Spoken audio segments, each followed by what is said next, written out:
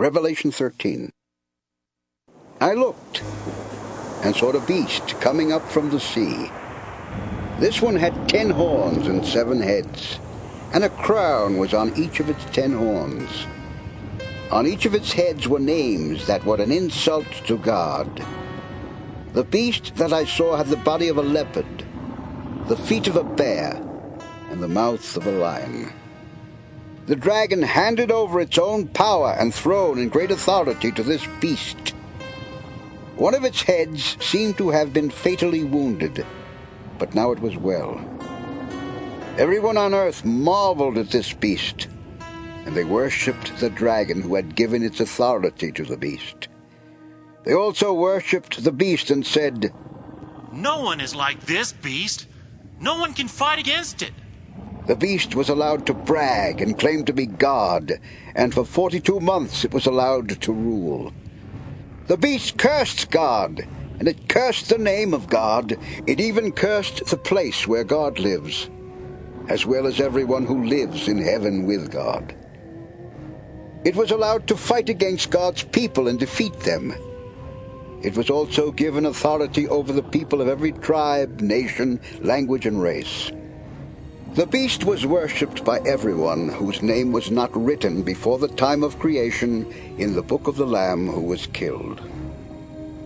If you have ears, then listen. If you are doomed to be captured, you will be captured.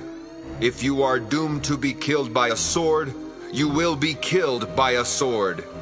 This means that God's people must learn to endure and be faithful. I now saw another beast.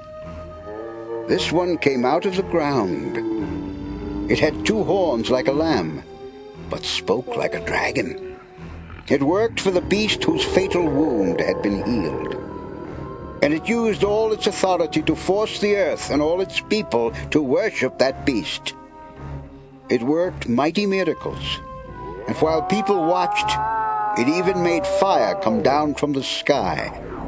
This second beast fooled people on earth by working miracles for the first one. Then it talked them into making an idol in the form of the beast that did not die after being wounded by a sword. It was allowed to put breath into the idol so that it could speak. Everyone who refused to worship the idol of the beast was put to death. All people were forced to put a mark on their right hand or forehead.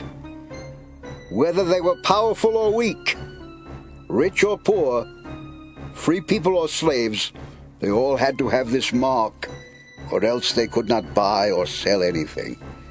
This mark stood for the name of the beast and for the number of its name.